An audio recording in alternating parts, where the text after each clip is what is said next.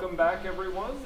We're going to start off this session with Jason DeWitt, who's coming to us from Ohio State University, and he'll talk to us about causal pragmatism without causal perspectivalism. So take it away, Jason. Hi, everybody. So the last talk was perfect for going into this one. I want to talk about what it means to be sort of a pragmatist about causation that doesn't become a perspectivalist about causation. One little couch thing to get out of the way. This is from a dissertation chapter that's way longer, so I just kind of had to pick and choose some stuff, so this is what I've picked and chosen. Okay, so I want to talk about this thing I'm calling the PC, the perspectivalist contention. And it's the idea that if one wants to be a pragmatist about causation, one must also accept that what causes are essentially tied to agency. I want to say agency. I'll take out the human for now. Actually, in light of the last talk, I want to take out human. I want to say the perspectivalist contention is someone who says, if you're pragmatist about causation, you also have to think about what causes are. Well, they're things that we have to account for or define or analyze, perhaps, in terms of agency. Okay. And if the PC is right, then a sort of more like standardly realist or objectivist sort of causal pragmatism is off the table. It just sort of follows. If we mean by objectivist and standardly realist, something like non-perspectival. Right? Okay, so what this paper really is it's sort of like, I feel like I'm just putting my nose in uninvited into a dispute between Woodward and Price. Hugh had to leave, but we have talked about this. And I think, ultimately I'm going to side, I think, more with Jim, but we'll see. Okay. So I think they share a sort of pragmatist orientation. That's maybe both explains kind of why they're both here. But they at least share this. They both think that our account of causation should start with a story or an account of what causal concepts and causal thinking and causal talk does for creatures like us. I think they share that. That's not necessarily all pragmatism can be, perhaps, right? But I think that's some kernel of pragmatism that they both share.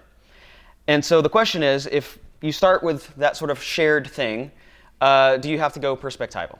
Okay. So here's the plan for the talk. I'm going to do a really quick first pass, brief discussion of Woodward's interventionism, the same with Price's perspectivalism. I think Price has several arguments for his view. Part of my picking and choosing was picking and choosing which arguments to talk about. I think one is a sort of negative one that says Jim is in skeptical worries as long as he's not a perspectivalist. I think Price has another argument, which is imagine a possible situation, a gold universe, right, where there's agents in time reverse locales. Wouldn't it be conceptually chauvinistic of us to say their causal claims are wrong and ours are right? So that's another argument. It relates to the one I want to talk about. But the main one I want to talk about today is this thing I've been calling a perspectivity argument. And I'll get into that. Then I want to offer a response on behalf of the non-perspectivalists, of the more objectivist sort of pragmatists, to Price's perspectivity argument. I don't think I will have time, but if I do have time, I'll talk about Ismail's perspectivalism. I think it's importantly different from Price's. I think Ismail's perspectivalism is actually sort of compatible with the view I want to offer. And then I'll conclude by talking about what that view looks like via comparison to the metaphysics of color. This is something Price has done, and I just want to do it with the view I'm advocating for. Okay, so that's the plan. Good. Okay, so I'm sure a lot of people in the room are familiar, probably more familiar than me. At least one person is more familiar than me about Jim's account of of Jim's account of causation. I just have some quick first pass characterizations here, some quotes. So if C causes E, then if we, or nature, the or nature bit will be important, were able to manipulate C in the right way, there would be some associated change in E. I don't have the sort of extended technical definition of what an intervention variable is here.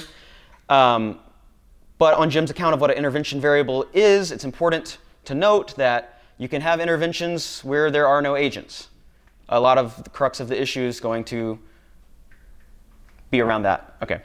So what is an intervention for Jim? An intervention on C is an experimental or experiment-like manipulation of the value of C that's unconfounded from the point of view of reliably determining whether C causes E. I don't think I'm going to say any more. I think a lot of people probably know this, so I'm going to continue on.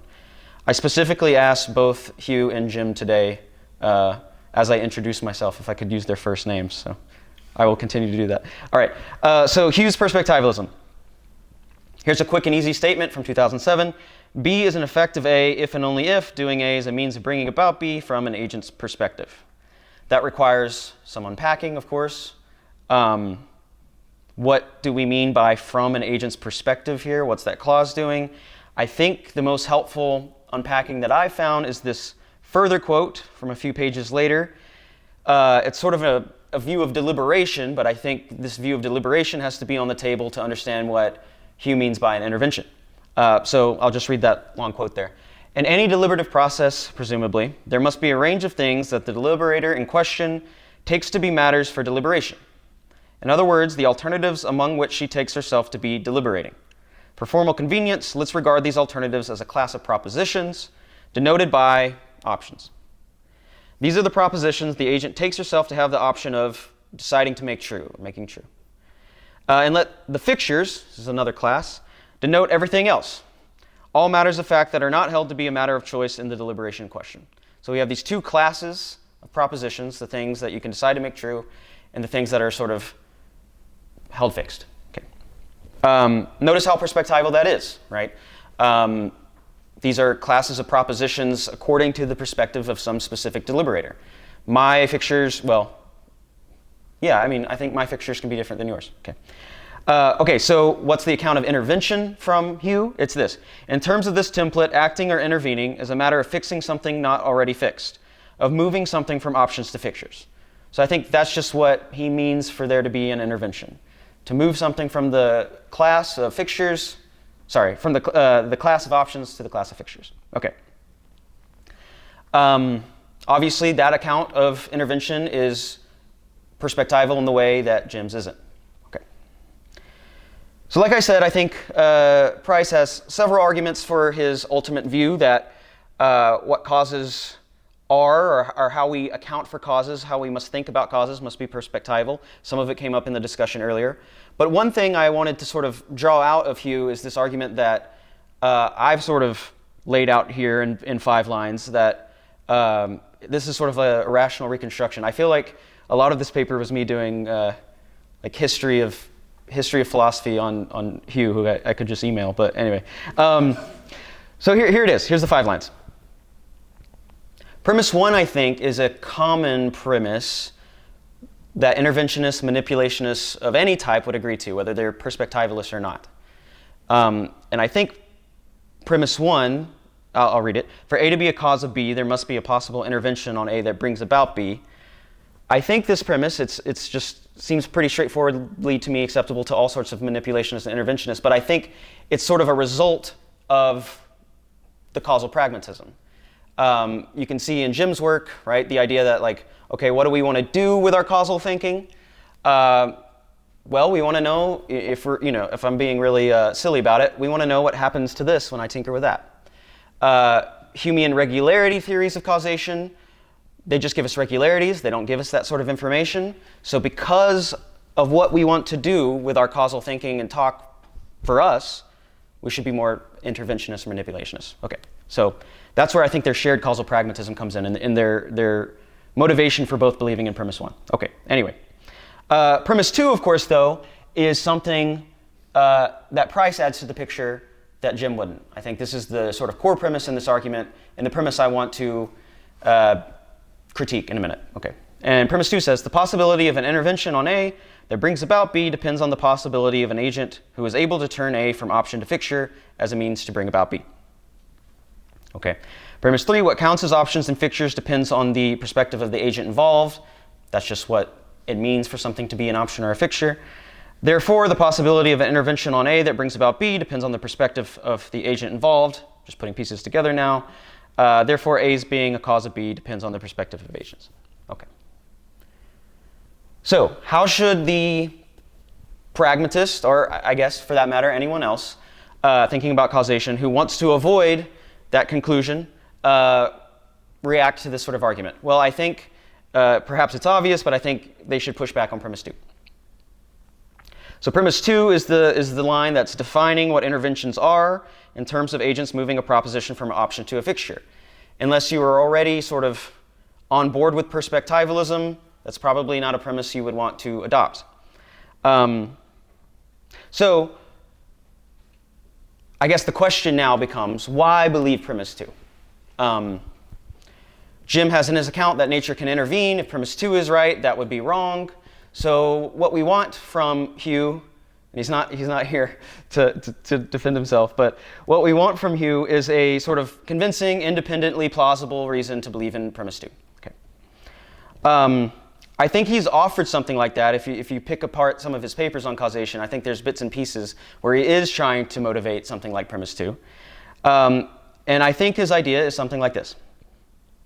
Our fundamental epistemic access, like the way we first come to know about causes and interventions, and our sort of primeval experiential access to causes and interventions, that's all through the use of our own agency.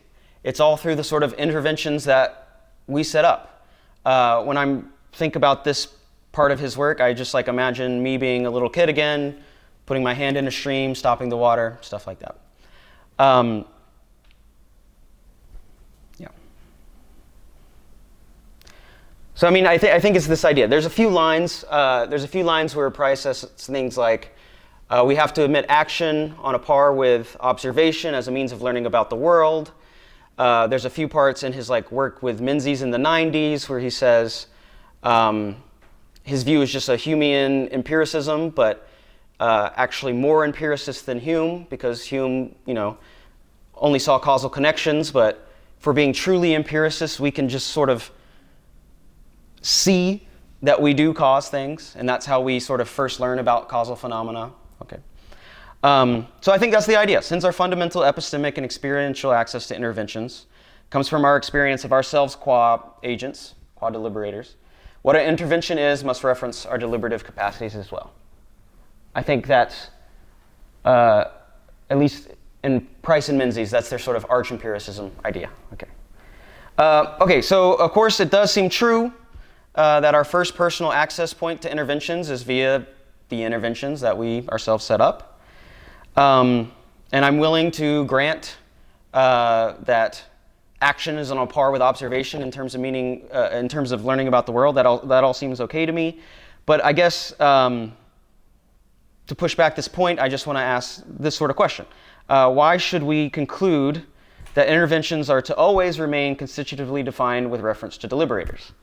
The mere fact that our initial experiences and our sort of initial sort of epistemic acquaintance with interventions is as a deliberator, as an agent, doesn't seem sufficient. So here, I have an example that I want to talk about now. I'm calling it the Euclidean lens example. I think I could probably come up with a better, less controversial, less weird example, but it's what I have for now. Imagine this sort of naive interpretation of Kant is right, where we can't help but experience space as this three-dimensional Euclidean thing. That's just, we're forced in that. If that's true, then our sort of initial variety of experience with the space phenomena is Euclidean, and our epistemic access to space phenomena is Euclidean. I don't think just because that's true, we would always have to say that physical space is Euclidean. It just seems true to me that your initial variety of experience with something doesn't sort of have to define how you will always define it. Yeah. There's another example I've been thinking about.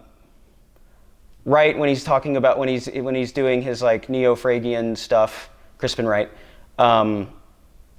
he's got that sort of dictum that what we do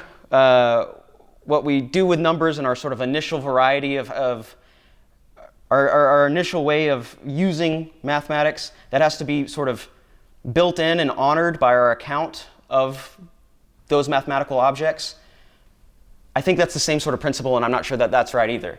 That's sort of another instance of this principle that you have to honor your initial variety of experience with some sort of object in your any further account of it. Okay, and I don't think that's right, and I think that's what Price has in mind when he defends premise 2. Okay, so I think that's how the non-perspectivalist, the pragmatist who wants to remain a non-perspectivalist about causation, should respond to this sort of argument. How much time? You have been going for about 15 minutes. Okay. I won't do the Ismail stuff. I'll skip to the end. All right. So once again, in this 90s paper, Price and Menzies claim that causation is a secondary quality. They say it's a secondary quality a la John Locke, right? Or just like color. That's their extended analogy in that paper. And so I think what I want to conclude with is by clarifying what I'm trying to say and what I think perhaps Jim has been trying to say, also with this color comparison, this comparison to the metaphysics of color. So for Hugh, we begin with our primary experience of causation, agential experiences. From there, Hugh goes on to say that what causation is, it just is that kind of thing we have in those sorts of experiences, in those moments of agency. In this sense, his view is supposed to mirror sort of dispositionalist or projectivist views of color, where what color is has to be tied to color perceivers. But I think the sort of non-perspectivalist causal pragmatism I'm trying to defend, I'm taking from Jim, more or less, should be seen more like a physicalist view of color. Don't read too much into that word physicalist. It doesn't mean causation is only a physical relation or anything like that. But the physicalist about color thinks that colors are objective, mind-independent properties of material bodies and light sources. The natures are hidden from us and require empirical investigation to discover. So I'm thinking we could think of causation as something similar. It's just an objective relation out of all the different physical relations out there in the world. And it depends on the features of the objects and the processes involved. Now, of course, here's what keeps it pragmatist. We fix the concept cause via our practices and goals. We sort of fix the relation we want to investigate via our practices and goals, what we want to do with our causal thought and talk. That's just Jim's functional pragmatism. But this is as far as the human perspective enters the picture on this view, just in fixing the concept for investigation, for fixing and isolating what we want to continue to look into and learn about. The physicalist about color can allow that redness, I'm just doing these brackets for like concepts, product of how the paper went. The physicalist about color can allow that redness is fixed for investigation via our phenomenological experiences as of red things, and also at the same time, right, claim that we need to discover the empirical features that make those sorts of experiences happen. When we discover that redness is a feature of bodies and related to magnetic wavelengths of a certain kind, we can go on believing that this is what redness is. It's not the experience, it's the things that make it happen. Even if an object does not appear red on the other side of the universe, it can still be red. The reason that line is in there is because I'm thinking of the gold universe thought experiment. Yeah, okay, so gold universe thought experiment, this relates to the discussion from last time. Big Bang, entropy is going as we are familiar with it, right? We're in this part of the universe. Then at some point, there's a midpoint in the history of universe, a low density state. Entropy, the universe becomes anti-entropic towards a big crunch. Price asks us to imagine creatures on that side of the entropic hill where entropy is operating opposite to as it is here.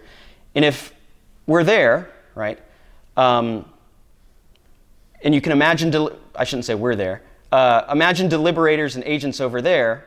For them, causation would look very different, but it seems like it would be conceptually chauvinistic to say they don't have causation, their causal claims are wrong, ours are right.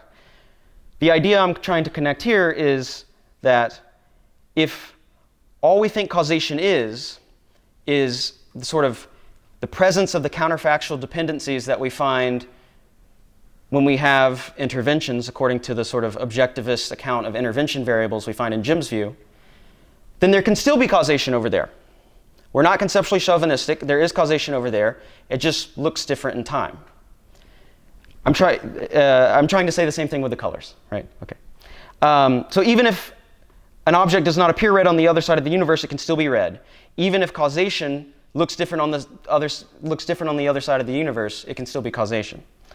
As I've been saying, in time-reverse locales, as long as the right features and counterfactual dependencies are there, a Woodwardian can say causation is there.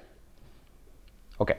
So if there's something to this analogy that I've been developing here at the end, between the metaphysics of color and the metaphysics of causation, then I think it kind of shows that we can sort of begin with a pragmatic functional account of some phenomena, in this case causation, and yet not have to go with you to perspectivalism. Okay, that's it.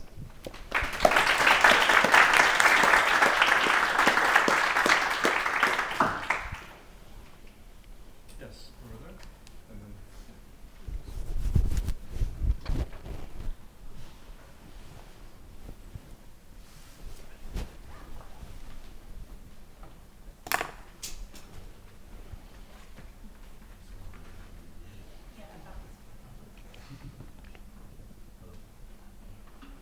Yeah. Oh, it did turn on. Thanks for a great talk. It's very interesting. The question that I have is this conception of color and kind of the physicalist view. So looking at causation or causal relationships as something that might not be specific to human beings, that animals, non-human animals also have a sense of causation. It's kind of the same thing with color, right?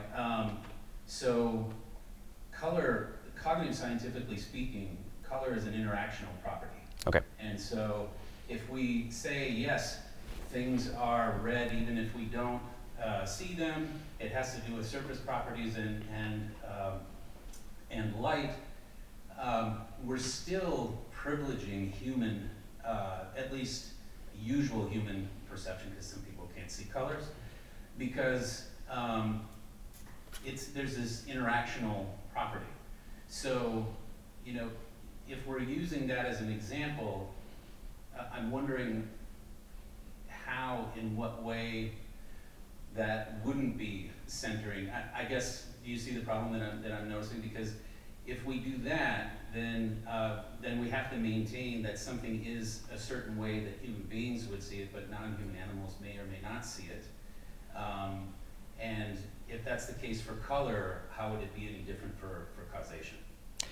Yeah, good.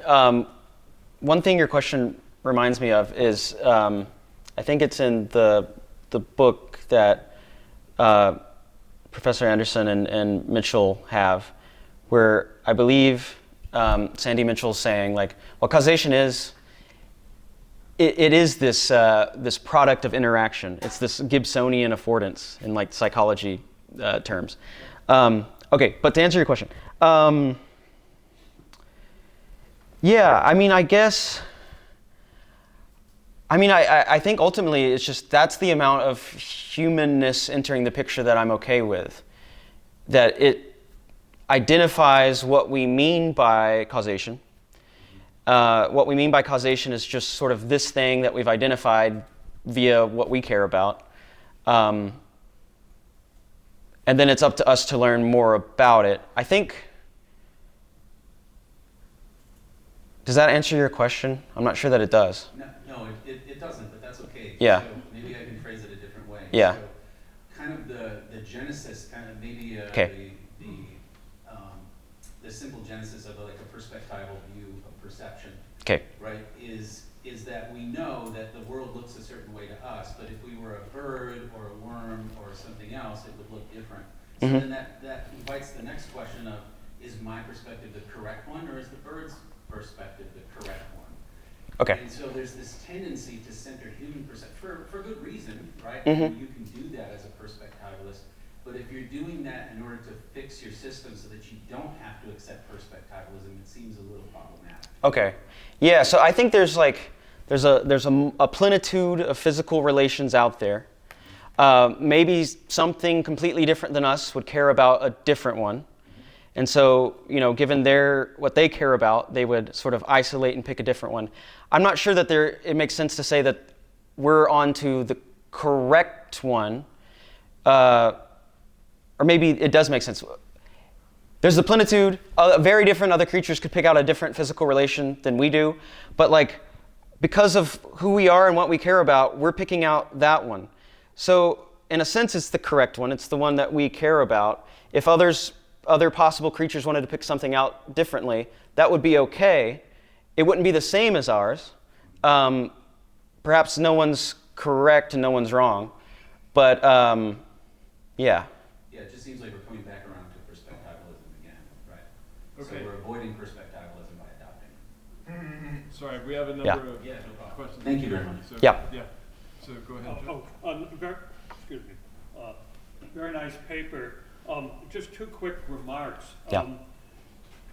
First of all, about this idea that we get the notion of causation from our sense of agency. Mhm. That's actually an empirical thesis in developmental psychology, Mhm. and there's very strong grounds for thinking that it's not entirely correct. Okay.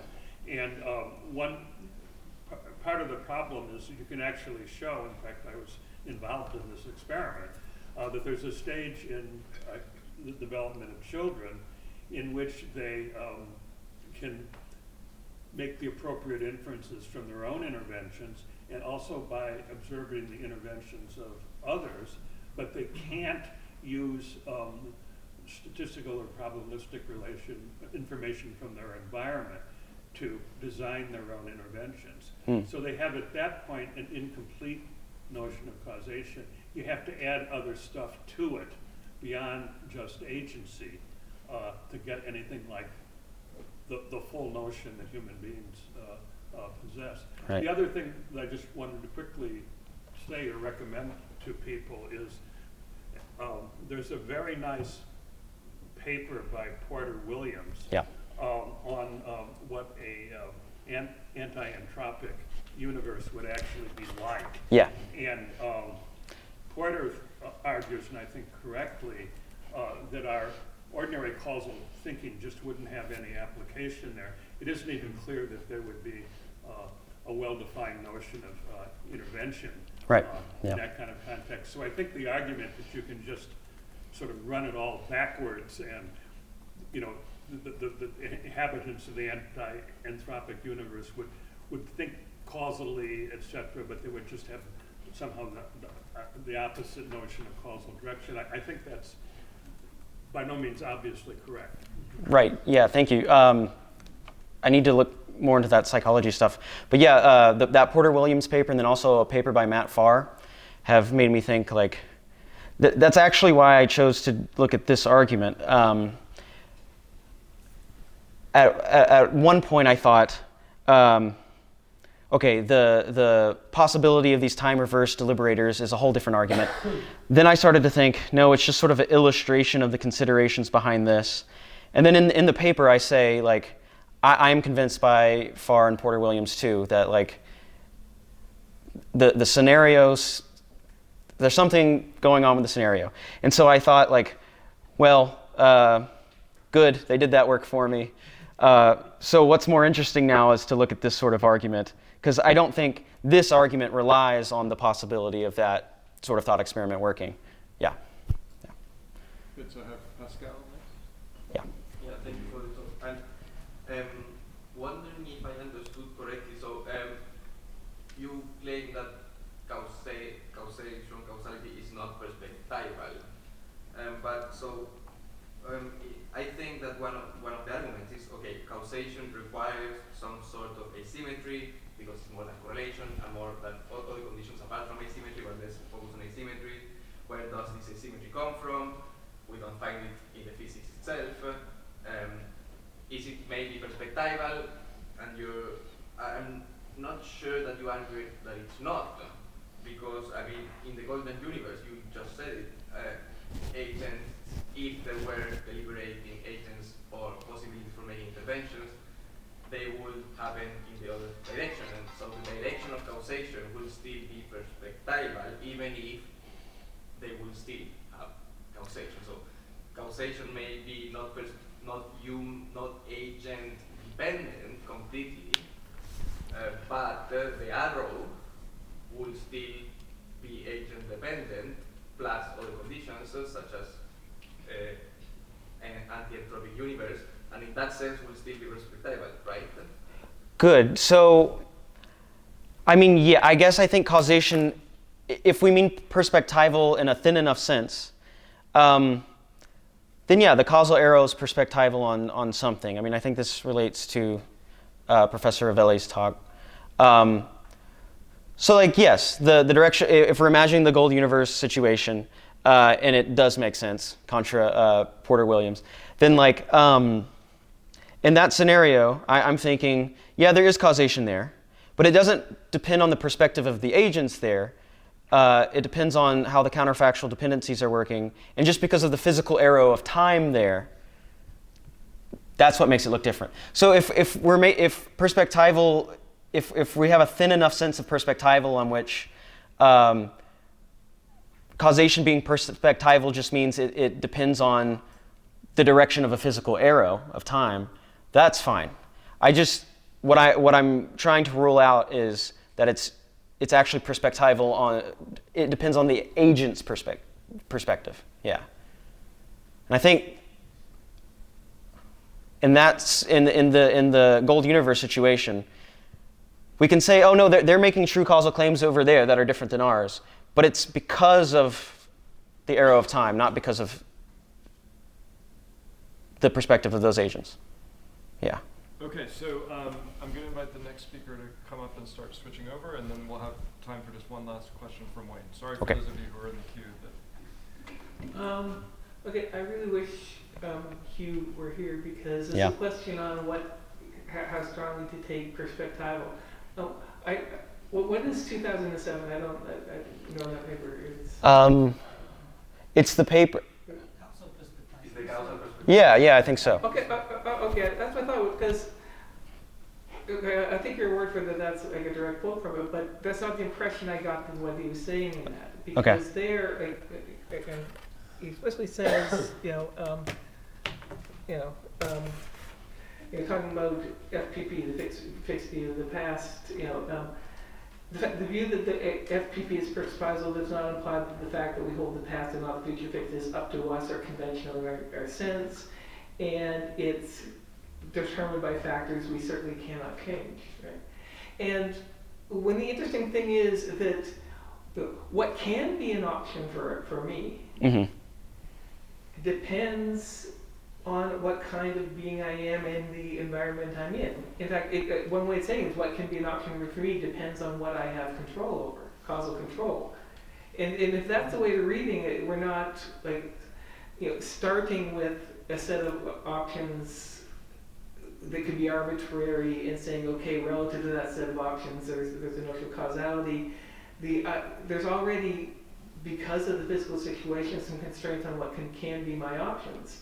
And the way I read it is ultimately the sorts of things that can be options is a physical feature of where the surroundings I find myself in, which of course could be different if there were any other region of the gold universe.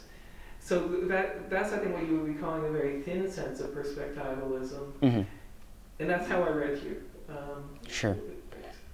Yeah. So, and you can speak for himself, but maybe he will. He will. Yeah. We've promised to do an email exchange. Okay. No, I see what you're saying. There have been times when I've read it like that, but then there's other things when I see like takes herself to have the option of. But maybe that still fits in with your reading. Right. I mean, okay. The other day I was deliberating on whether the assault on Gaza should continue, and I have my class of options. All the soldiers go home, the bombs stop, and the aid should go in versus continuing. Well, I think the response to that is, Wayne, you can't deliberate about that because those are not under your control. Yeah. Good point. I mean, I think even if that's true, that the fixtures are what we think of as the things that are under our causal, I still think